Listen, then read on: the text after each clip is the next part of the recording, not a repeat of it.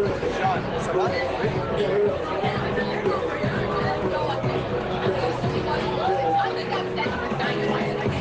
on the sun now blazing up, on the cloud now waking up. The atmosphere of ice, and nothing can break it up. We tell them we are not stuck. We are the things that we are right up. We gonna party all night, all night. 24 parties in a row. Tonight has the very last show. Before we are out on the road, we tell them a release below. So let me see our hands up so. Everybody now put your hands up so. Everybody ready and go. We're ready for the road.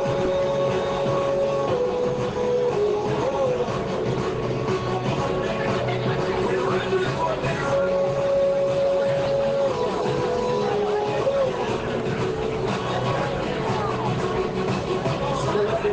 We're ready. We're ready. Yeah, we're ready. We're ready. Yeah, we're ready. We're ready. We're ready. We're ready. We're ready. We're ready. We're ready. We're ready. Yeah, we're ready. We're ready. We're ready. We're ready. The girl them out here told me, sitting up on the road like free. The music to the punk box. Everybody in a real life. We gonna party all night, all night. Everyone with painted body, clean with it and painted money. Nobody want the dance by the street. Everybody wanna dance on somebody. Well, let me see your hands up so. Everybody hands up so. We're ready for the road.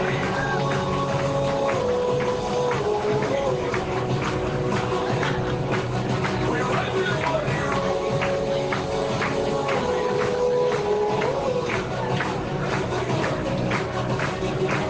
So we're ready. Yeah, we're ready. We're ready. Yeah, we're ready. We're ready. We're ready. We're ready. We're ready. We're ready. We're ready. We're ready. Yeah, we're ready.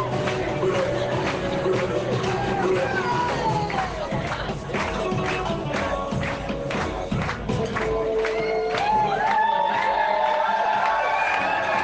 Look at the sun now raising up, and the cloud now waking up.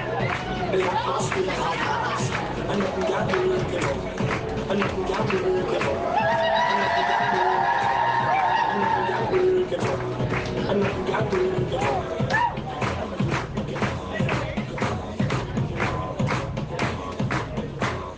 And nothing can break it up.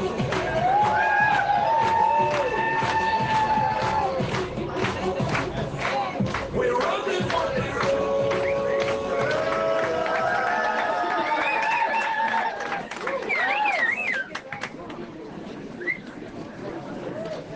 Oh, I got quiet. Hello, everyone! I'm Sherry Benson, and I am the NDP candidate for Saskatoon West. And on October 21st, I'm going to be the MP NDP.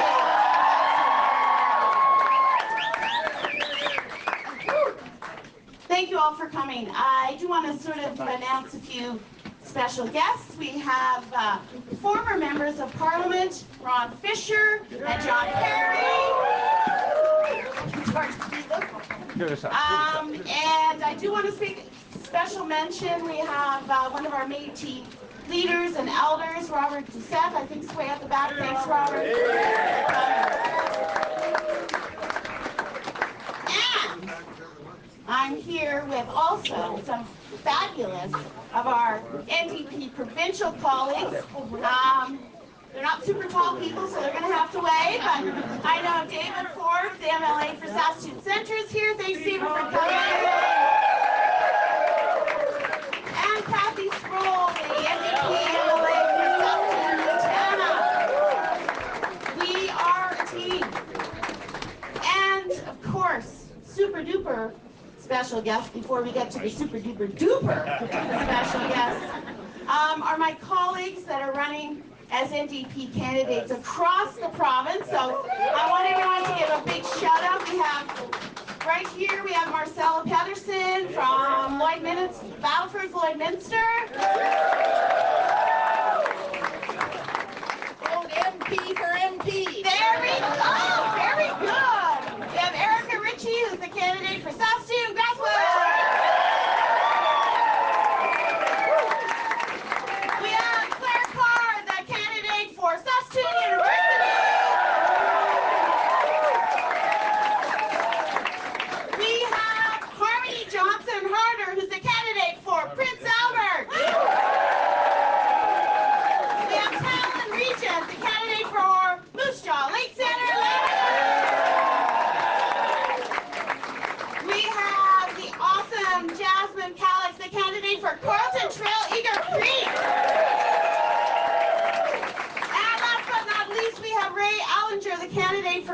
Anna Capel. Thank you all for coming. I want to acknowledge that today we are gathered on Treaty 6 territory in the ancestral homeland of the Métis. And my volunteers have been knocking doors all summer and now into the fall, and we are hearing some pretty heartbreaking stories. And what I've noticed is how resigned people are. The governments don't help people anymore. That looking to the government for help is a lost cause, that people really don't matter. This week I knocked on the door of a woman who's living on a very small pension and affordable housing, and she says, I can't afford my medication. And she's in pain, and she's suffering. And while telling her story, she starts to cry. Now, I think you'll all agree, no one in a country as wealthy as Canada should have to live like this. You should not have to decide whether you're going to buy food or buy medication. That is unacceptable.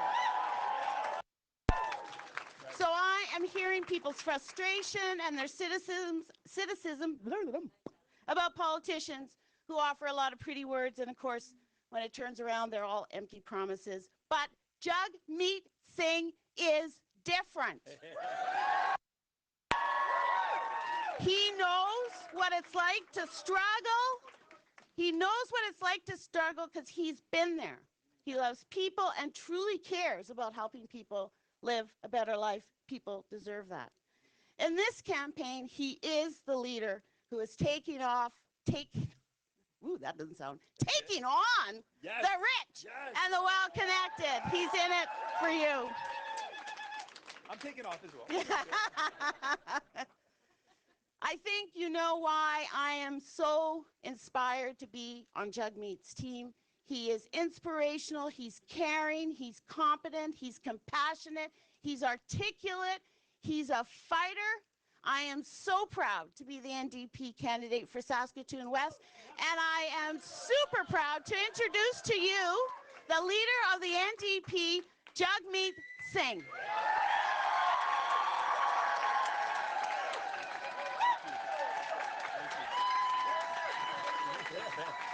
Thank you, thank you. Thank you very much. I'm so honored to be here. Can you just give it up once more for the incredible Sherry Benson? And for the entire team that we have here today with us. Friends, I also want to acknowledge that we're gathered on Treaty 6 territory and the nation of the Métis people. I want to acknowledge that because not only is it our job to acknowledge the nation or the land that we're gathered on, but it's also our job to commit to acknowledging the historic injustice, the ongoing injustice faced by the first people of this land, and to committing together to remedying it, committing together to ending it, and to ensuring that there's no more injustice, that we move forward with true and honest reconciliation.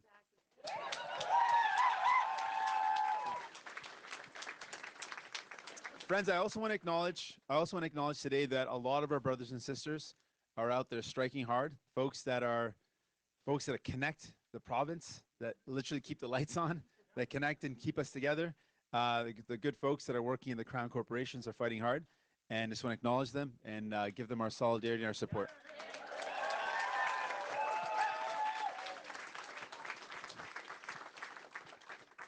Friends, I want to talk to you a little bit about what's going on. We've got a beautiful country. We're really proud of it, but there's a lot of challenges that we're faced with. And we can solve those challenges, but I want to talk to you a bit of what we're facing. Sherry touched on it, but we're seeing a lot of really tough times for people. Right? It's hard for a lot of families. Right? They're struggling. A lot of our friends, a lot of our colleagues, a lot of our neighbors, a lot of the people around us are hurting right now. And it's tough out there because they're making tough choices, like Sherry's talking about. There's a lot of people out there that can't afford their medication. And you know, when you need health care, when your family or your loved one needs health care and it's not there for you, it's heartbreaking. It hurts. And I think about all the people that I meet across this country who are making those tough decisions, who have to literally sit down and decide, do I pay the bills, do I buy groceries, or do I buy the medication that I need? I met a man who works in construction, and he does not have any coverage. He's a contractor, so he's self-employed. And he goes every day and makes the gamble. He needs heart medication, but he can't afford it. It's too expensive. And his kids need medication. So he says, instead, I want to pay for their medication. So he's gambling with his life every day when he goes out. He doesn't know what's going to happen. And it's scary. It's scary. You know, and people put off other things, not just medication. There's so many families that put off dental care because it costs so much. They can't afford it. So they put it off. And you know, we all know, if your dental care, if your dental health isn't there, it's obvious that your health is going to be impacted. It seems to me so bizarre that our whole body is covered. You can go in and get open heart surgery, but if you go and you end up in the emergency room because you've got a problem with your teeth, all you get is painkillers. They can't solve that problem. And I think about the struggles that people are facing, housing, and people who are worried about not being able to afford to make ends meet, and all these worries, all these stresses. And I think to myself, you know, what is the solution? You know, what is out there? What are people providing as solutions? Well, the Liberals are basically saying to folks, you know what, it's fine the way things are.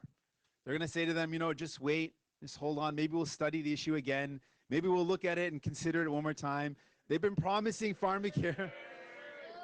They've been promising pharmacare for 22 years. They haven't delivered it. And they're basically telling families, you know, wait 4 more years. They're telling people who can't afford medication, who are worried about their health, just wait 4 more years. They're telling kids who can't get the dental care that they need, just wait 4 more years. I want to say to the Liberals, people cannot afford to wait 4 more years. They can't.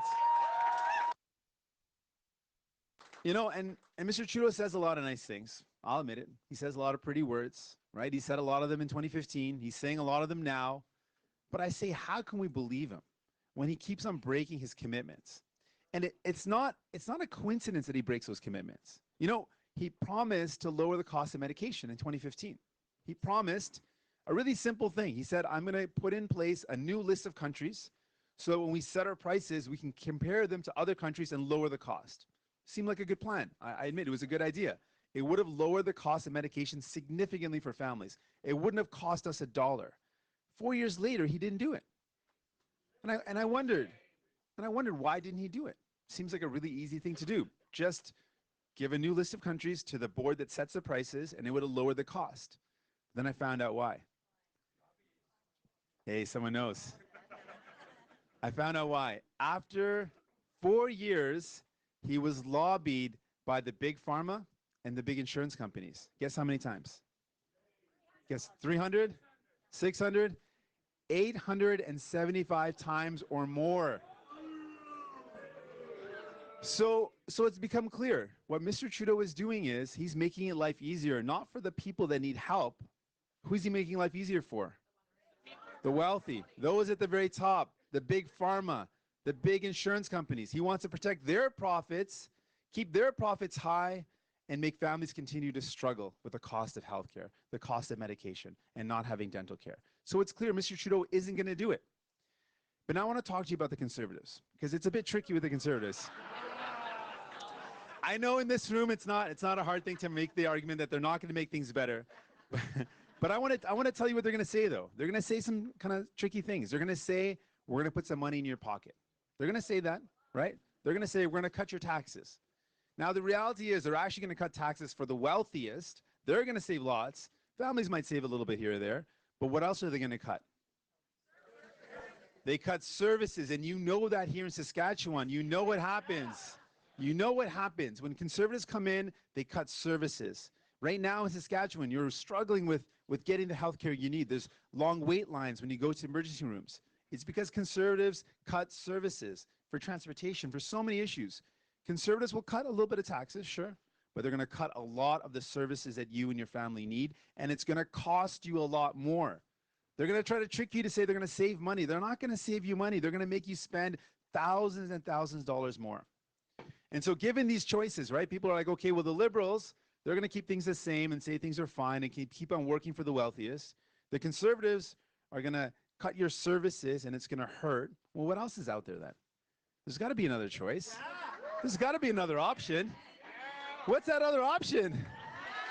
You Democrats, we're that other option. We're that other option. And I want to tell you why.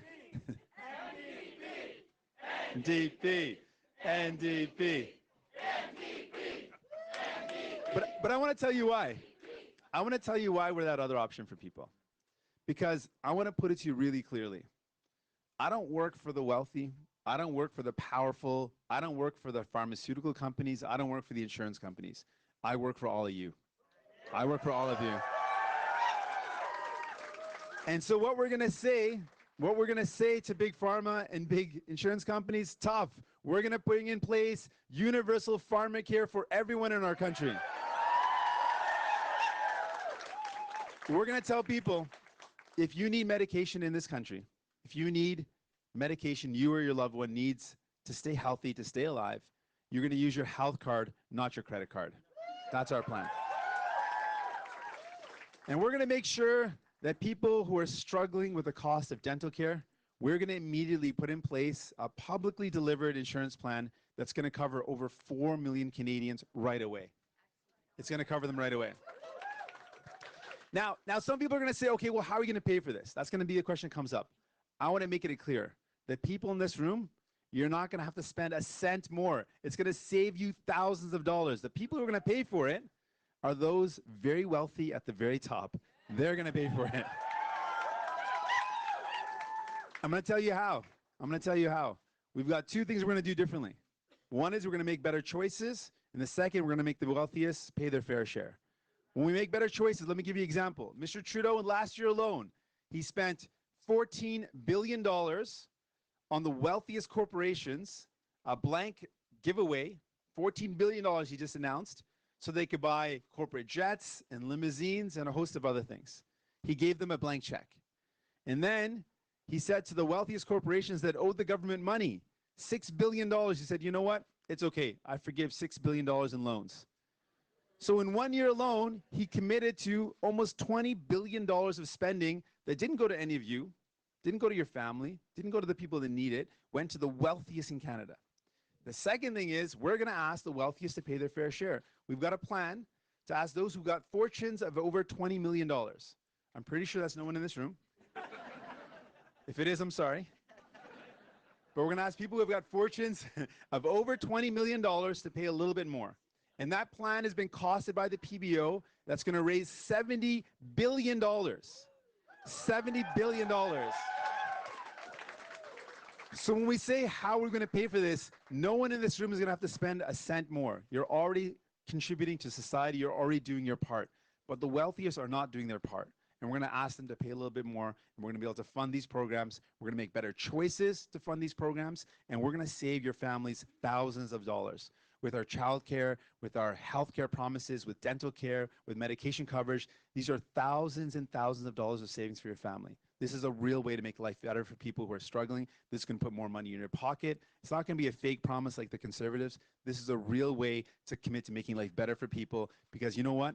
We're not in it for the rich. Who we're in it for? We're in it for all of you. We're in it for all of you, my friends. Mes amis, les libéraux ont parlé beaucoup, donnent des belles promesses, mais ils n'ont pas des actions concrètes. Ce qu'ils ont fait, c'est de rendre la vie plus facile pour les plus riches, mais plus difficile pour monsieur, madame, tout le monde. On va changer ça. So my friends, are you ready? Are you ready for a government that works for you? Are you ready for a government that's going to fight for you? Let's get it done then. Thank you very much. Thank you. Merci, merci. So friends, hang tight. We're going to take some questions from the media. So just hang tight and yeah, we'll enjoy the ride. Yes. Hi. Mr. Gallagher. Kevin Hi, how are you, Jagmeet Singh? Very well, sir. Good. Sorry, do the introduction though. I messed it up. That's okay. No, do it. It sounds cool. For everybody, Kevin Yeah. Gallagher, I'm representing CTV National News, and I'm here to ask you a question. So we know now, of course, the Conservatives had in the past criticized Tom Mulcair for holding dual citizenship. And now we know that Andrew Scheer was all along a dual citizen of the United States. But what's your opinion? Should it disqualify somebody, or does it in a way compromise somebody to become prime minister and hold citizenship to another country other than Canada? So I think Mr. Scheer was hypocritical, but I don't think that's a surprise. It's not a surprise. But no, I think this is a distraction, to be honest with you. I can criticize Mr. Scheer for a lot of reasons. This isn't one of them. His policies on cutting services for families, his weak position, or the fact that he's willing to open up the discussion around a woman's right to choose. That to me is a massive problem. The fact that he doesn't support LGBTQ communities, those are things I can criticize him. The Conservatives' track record on failing Indigenous communities, the fact that every time we see a Conservative government come in power, they cut the services that families need and it costs families a lot more. Those are things I'd criticize. Now,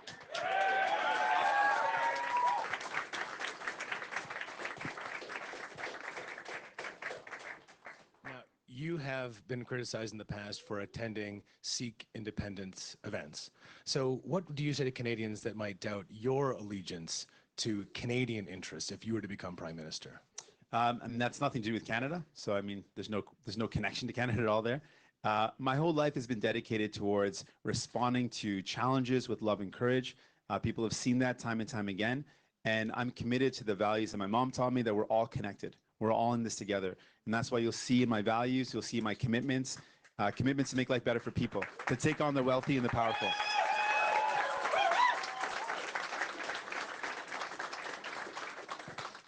Bonjour, Jérôme Labbé, Radio-Canada. Hier, lorsque mon collègue Philippe-Vincent Foisy a demandé à M. Scheer pourquoi il n'avait pas parlé avant de sa double citoyenneté, il a répondu parce qu'on ne m'avait pas posé la question. Alors apparemment, il faut poser la question. Je vais devoir vous la poser. Est-ce que vous avez la double citoyenneté? Non.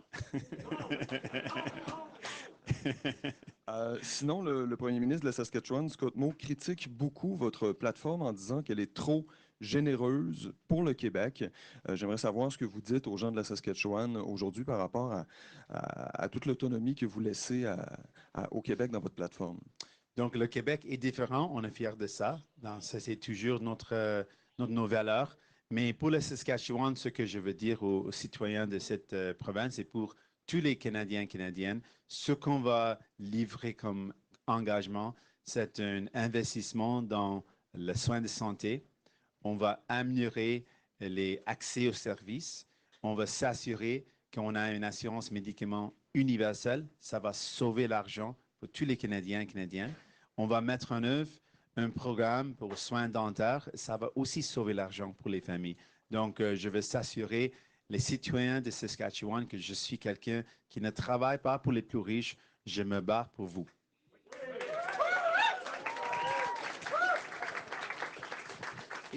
Et lorsque vous dites aux Saskatchewanais que le Québec est différent et mérite plus d'autonomie, quelle est la réaction? Est-ce que vous avez le sentiment qu'il y a une compréhension des Saskatchewanais sur cette question-là et du reste du pays, d'ailleurs? Je pense que le reste du pays comprend que oui, le Québec est unique, c'est une nation unique avec des défis spécifiques. Donc, ça, c'est quelque chose que on croit comme néo-démocrate, mais on croit fermement que les gens d'ici, de Saskatchewan, ont besoin de plus. Ils ont besoin d'avoir plus de ressources. Et c'est exactement ce compromis. Ce qu'on engage de faire, c'est de donner plus aux gens. Les conservateurs vont couper les services. Les libéraux vont dire, à cause de le fait que vous devez avoir peur des conservateurs, vous devez penser que vous n'avez pas le droit d'avoir beaucoup, d'avoir plus. Moi, je dis non aux libéraux, je dis non aux conservateurs, je dis oui aux gens, que vous avez le droit d'avoir plus et je vais le livrer. Yes. In English, please, for our CBC colleagues. Yes, there's going to be a lot of folks. Liberals are going to try to tell you to settle for less. The Conservatives are going to cut your services. The Liberals are going to say, because you're afraid of the Conservatives, settle for less and settle for, less investments, less promises, less delivery on services that are actually going to make your life better. And I want to say to the people of Saskatchewan, you deserve better. You deserve more. And I'm going to make sure. And I'm going to make sure you get it. I'm going to make sure we get universal medication coverage and dental care coverage. I'm going to make sure we get these things. Yes. Oh, sorry. Yeah, good morning, Mr. Singh. David Thurton here from CBC News. I just have a quick question for my colleague, Hannah Thibodeau. Yeah. She wants to know, when can Canadians get their prescriptions covered by your government? You have committed to implementing pharmacare by 2020, but when can Canadians go to a pharmacy and get their prescriptions covered, get it free?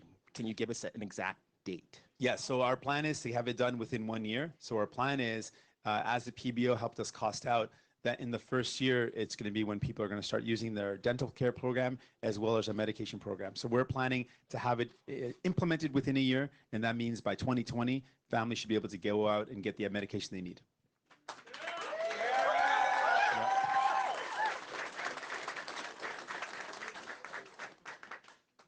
Another question just Sure. about deficits. You Yeah. spoke last night on CBC about an NDP government and how it would handle deficits. Will you be releasing exact numbers or the math of how much deficits or whether or not an NDP government would govern within a surplus? Will there be exact numbers that you'll be releasing within this campaign? So one of the challenges to answer that question is that, when you're in government, you know exactly what assets you have, what your revenue is exactly. There's a general sense that we have right now. We can look at PBO figures, we can look at general figures. But when you're in government, you have a better sense of exactly what's going on. So that's going to be hard to give you that precision. But what I can tell you is my values very clearly. I would not be running a deficit to give billionaires billions of dollars, which Mr. Trudeau has done. I wouldn't be doing that. I would be making better choices, fiscally prudent decisions to invest in people, because when you invest in people, you invest in programs that help people, the returns are massive. I believe in that. I believe in that. And finally, I'm not afraid to say this. I'm going to look at increasing revenue.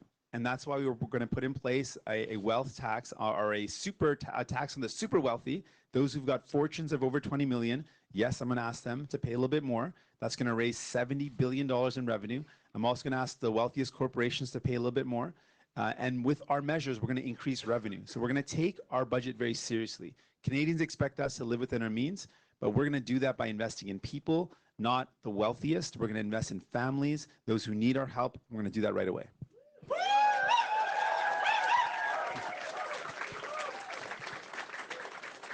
Y'all are giving me life. I appreciate that. Stephanie Taylor with the Canadian Press. Today, the Green Party of Canada has launched an official complaint with Canada's News Media Council and the Broadband Institute over what it calls misleading reporting from Press Progress. It says that Press Progress sent an intentionally misleading questionnaire to some Green Party candidates. Press Progress falsely claimed that several of the candidates who responded to the survey are anti-choice. It then says some NDP candidates that spread this false information on social media. The Green Party of Canada is asking Press Progress and the NDP to issue a correction and apologize. Will you issue a correction and will you be apologizing? So let me just be really clear. We live in a world where things are recorded. We've got radio and TV interviews. In an interview that everyone can watch, Ms. May made it really clear when she was asked the question, does she have the ability to control whether her candidates will bring up the question or challenge the question of a woman's right to choose? She said, I do not have the ability to do that. The Green Party does not have the ability to do that. And then she went on to say, quote, frankly, I think that's a good thing. Those are her words. She can't Photoshop those words. Those are real words that she said. And so I know the Green Party likes to Photoshop things, but they can't change what they said. And the reality is, the fact is, there are candidates running for the Greens that do not have a clear position on a woman's right to choose. With New Democrats, there is no question. All New Democrats firmly believe in the right to choose, and if anyone did not, they would not be a New Democrat anymore.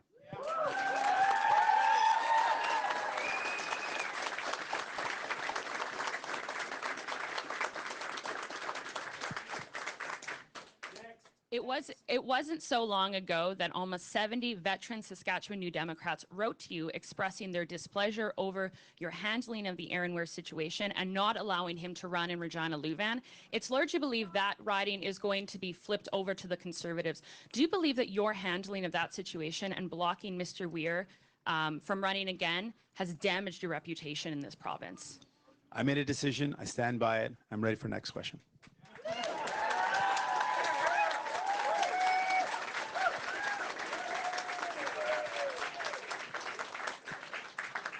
Devin Gregoire with CJWW News. So People's Party of Canada candidate for Saskatoon Grasswood, Mark Friesen, he posted a political cartoon on his Twitter account which depicted yourself wearing a turban with a bomb on it, and he thought it was a toque. What are your thoughts on that?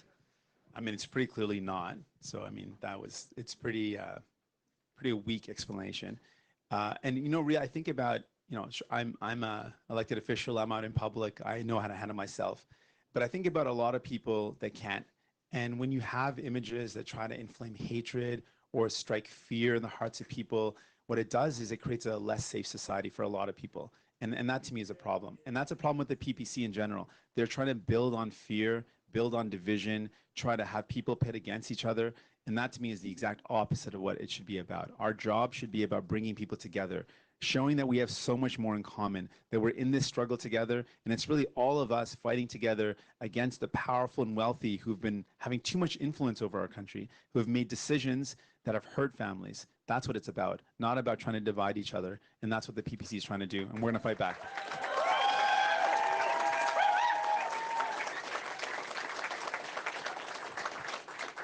Thank you. Jagmeet, my name is Zagam, and I'm talking on behalf of South Asian media, ethnic media. Thing is that since we know the factor over past 15, 17 years, mainstream media has radicalized certain number of people, the communities, and what do you think that how would be your policy to de-radicalize those people? People have very, very, like facing every day those microaggressions. Yeah. Yeah, thank you. So it's a reality that a lot of people face challenges every day because of who they are.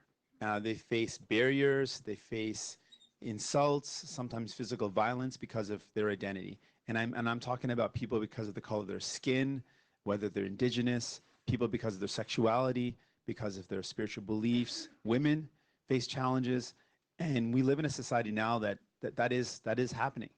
And I think what we need to commit to is that all of us want to build a world where no one is hurt because of who they are, where everyone is celebrated for who they are. And that's the type of world I want to build. I want to commit to that.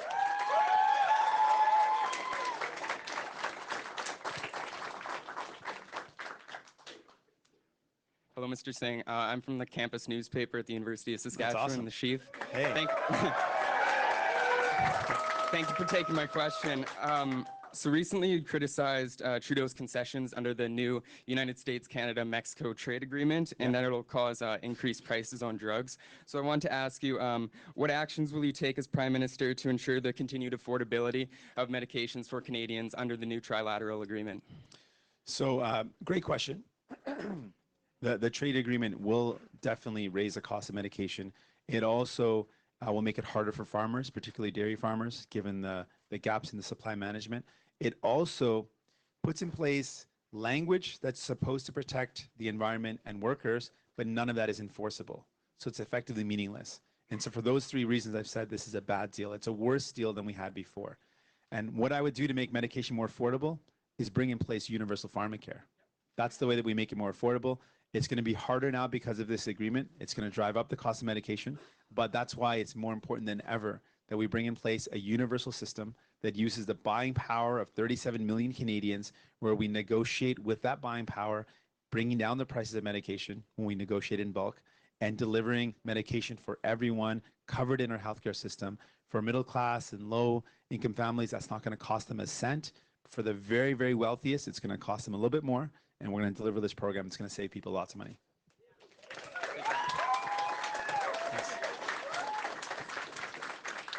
Alex McPherson with the Saskatoon Star Phoenix. Just following up on Stephanie's question. Sure. Recent seat projections have every seat in Saskatchewan save one likely or safe for the Conservatives. What do you think it says about the state of the party on a national level and your messaging on this campaign that it doesn't appear to be resonating, and it's possible the NDP could be shut out in Saskatchewan, which is the birthplace of the NDP? Well, I look at what this election is about, and I know that Conservatives are going to tell people they're going to save them some money, and that's an easy message to say. They're going to save them some money.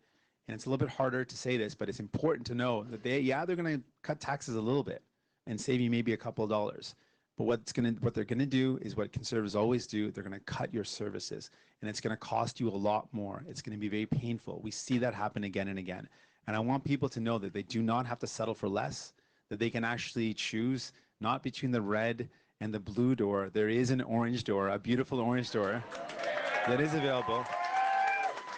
That's going to make sure we deliver medication coverage for all. It's going to make sure we deliver dental care coverage. Our dental care plan is one that we can deliver within 1 year. It's going to mean families that cannot afford medication and that cannot afford dental care will get those two things right away.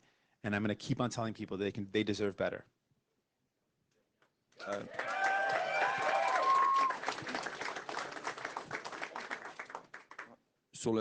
Donc, sur les sondages qui placent les conservateurs en avance un peu partout en Saskatchewan, en français, s'il vous plaît. Oui, donc dans cette élection, je sais que les conservateurs vont dire qu'ils vont couper les impôts et vous donner un peu d'argent. Mais la réalité, c'est qu'ils vont vous donner un peu d'argent, mais ils vont couper tous les services et ça va coûter plus cher. Ça va coûter plus cher pour les familles, pour les travailleurs et travailleuses. C'est toujours le cas avec les conservateurs. Ils coupent les services dont vous avez besoin.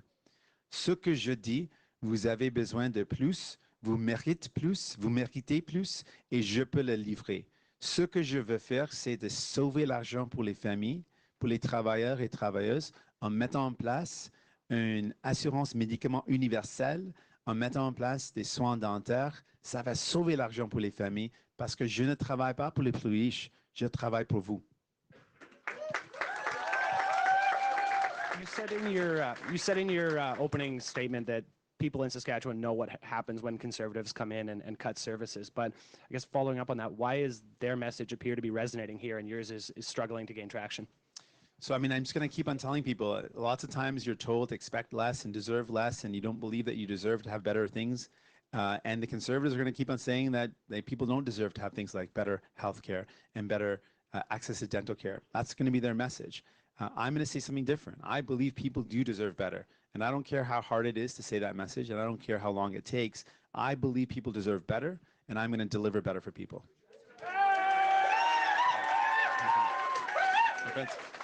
Okay. Je sais que les conservateurs vont continuer de dire que les gens méritent moins, mais je ne suis pas d'accord. Je pense que les gens méritent plus et je vais le livrer. Merci. Jason Warwick, CBC Saskatoon. In 2015, the United Steelworkers in Regina say they actively supported the NDP, but this time around they can't because of the party's pipeline stance. What are your thoughts on that? I think it's a difficult situation. I know that a lot of working people are worried about the future, and they're worried because there's been a lot of bust and booms, and those bust and booms have impacted a lot of provinces that rely on resources and those commodities being high.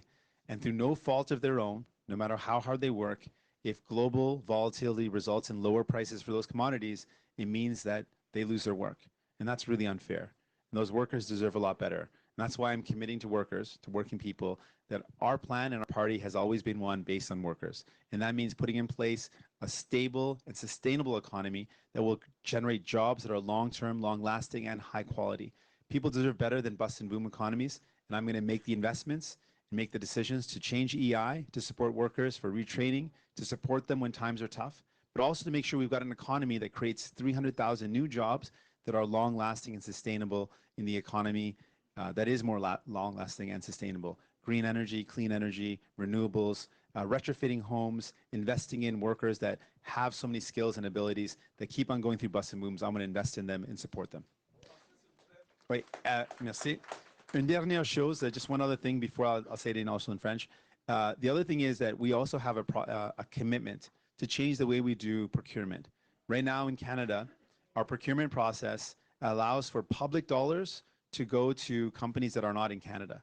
And we've seen that hurt manufacturing sectors, the steel sector, Unifor brothers and sisters. And so one concrete example is we own Via Rail. It's our publicly owned train system. And the government put out a tender for trains. Instead of choosing Canadian-made trains or Canadian-made materials, they awarded the contract to Siemens, a German company. And so we lost $1 billion investment when we've got some of the best train-making companies, Bombardier, one of the best in the world here in Canada.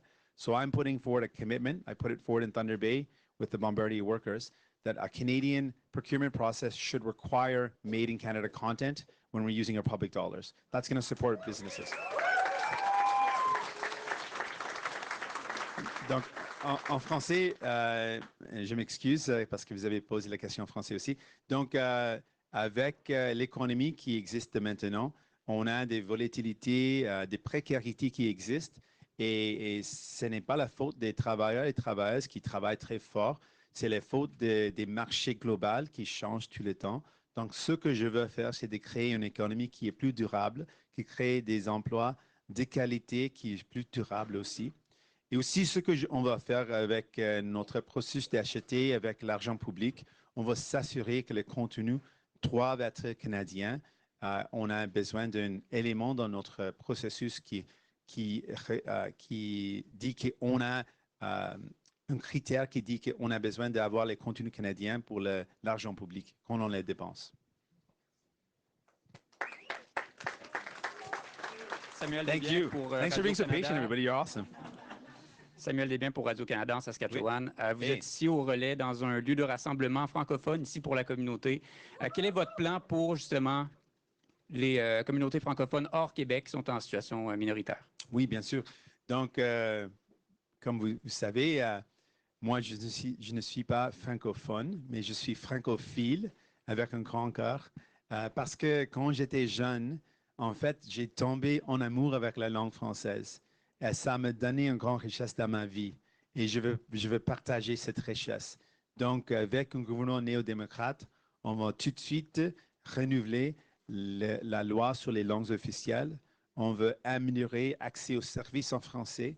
Et pour moi, le rêve, c'est vraiment d'avoir un pays où tout le monde peut parler français, cette belle langue Molière, pour améliorer la richesse dans la vie, parce qu'avec la langue comme ça donne quelque chose de spécial.